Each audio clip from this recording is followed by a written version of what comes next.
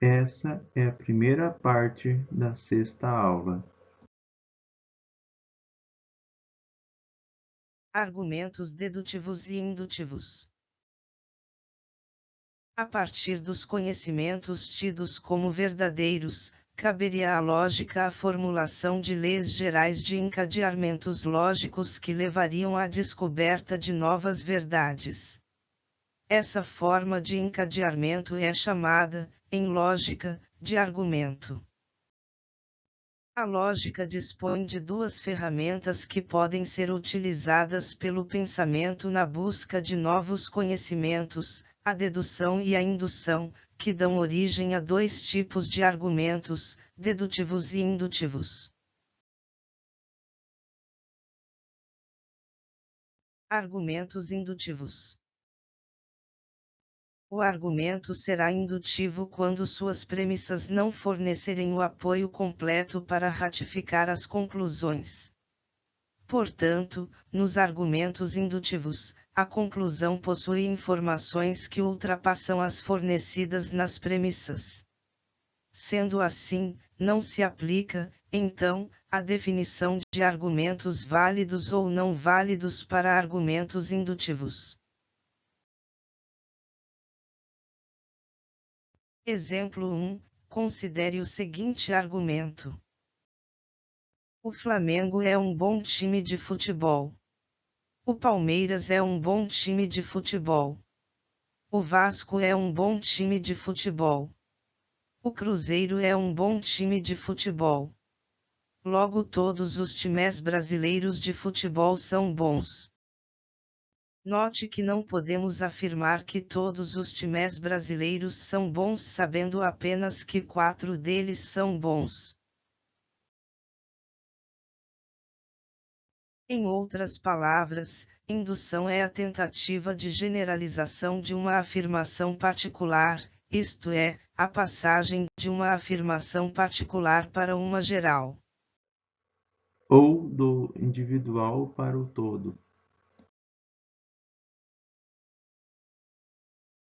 Exemplo 2. Considere a seguinte afirmação particular. 140 é divisível por 5. Podemos fazer com base nesta afirmação particular, as seguintes afirmações gerais. Todo número terminado em 0 é divisível por 5. Todo número terminado em 40 é divisível por 5. Todo número cuja soma de seus algarismos é 5 é divisível por 5. Todo número com 3 dígitos é divisível por 5. Essas afirmações são tentativas de generalização do caso particular 140 é divisível por 5. As duas primeiras afirmações são verdadeiras, enquanto as duas últimas são falsas. Portanto, não há nenhuma garantia que um argumento indutivo seja válido ou não. Argumentos dedutivos. O argumento será dedutivo quando suas premissas fornecerem informações suficientes para comprovar a veracidade da conclusão, isto é, o argumento é dedutivo quando a conclusão é completamente derivada das premissas. Exemplo 3. Considere o seguinte argumento. Todo ser humano tem mãe. Todos os homens são humanos. Logo, todos os homens têm mãe. Em outras palavras, dedução é a passagem de uma afirmação geral para uma particular. Ou do todo para o individual. Exemplo 4. Considere as seguintes afirmações. Todo brasileiro alfabetizado fala português. Todo número terminado em 0 é divisível por 5. Paulo fala português. 140 é divisível por 5. Analisando essas afirmações, podemos dividi-las em duas classes. As duas primeiras são gerais e as duas últimas, particulares. Exemplo 5. Considere as seguintes afirmações. 1. Todo brasileiro alfabetizado fala português. 2. Paulo é um brasileiro alfabetizado. 3. Paulo fala português. A afirmação 3 é obtida da afirmação geral 1, com o auxílio da afirmação 2. Neste exemplo temos o famoso silogismo categórico de forma típica ou simplesmente silogismo. Os silogismos são os argumentos que têm somente duas premissas e mais a conclusão, e utilizam os termos todo, nenhum e algum em sua estrutura.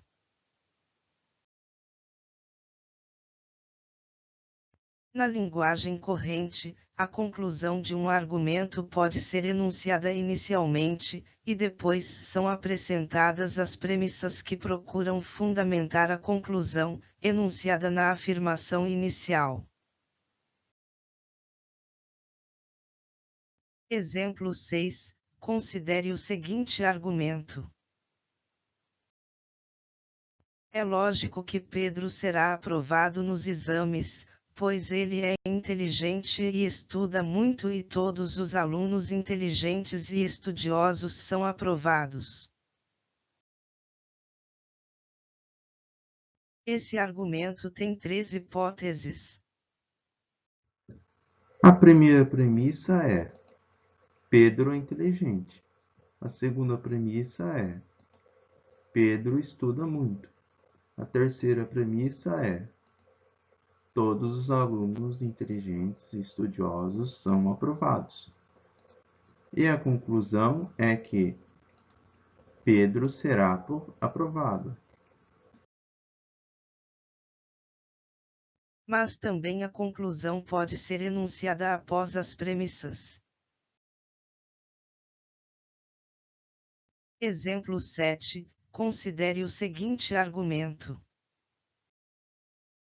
Como a gasolina é extraída do petróleo, que é importado, e todos os produtos importados são caros, a gasolina é cara. Esse argumento tem 3 hipóteses. A primeira premissa é: todos os produtos importados são caros. A segunda premissa é: o petróleo é importado. A terceira premissa é: a gasolina é extraída do petróleo. E a conclusão é que a gasolina é cara. Pode ocorrer, eventualmente, que a conclusão seja enunciada entre as premissas. Exemplo 8. Considere o seguinte argumento. Fábio é médico. Logo, Fábio estudou em uma faculdade, pois todos os médicos estudaram em faculdades. Esse argumento tem 2 hipóteses. A primeira premissa é: Fábio é médico. A segunda premissa é: todos os médicos estudam em faculdades. E a conclusão é que Fábio estudou em uma faculdade. Proposições categóricas. Como já foi dito, as proposições podem ser classificadas como verdadeiras ou falsas, não tendo outra alternativa, nem podendo ser as duas coisas, simultaneamente.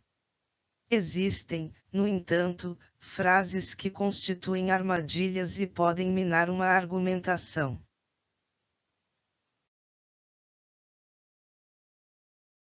Exemplo 9. A proposição políticos são corruptos pode ser associada a afirmações como: todos os políticos são corruptos, ou alguns políticos são corruptos, ou em geral, os políticos são corruptos, ou ainda a maior parte dos políticos é corrupta. Aristóteles evitou essas imprecisões da linguagem ordinária considerando, apenas, em seus argumentos, proposições que não pudessem dar margem a dúvidas quanto ao seu entendimento. Assim, ele não diria, políticos são corruptos, mas sim, todos os políticos são corruptos, ou alguns políticos são corruptos. Proposições desse tipo foram chamadas por Aristóteles de proposições categóricas e constituem apenas 4 tipos básicos. Todo A é B. Nenhum A é B. Algum A é B e algum A não é B. Bom, pessoal, até a outra parte da nossa aula.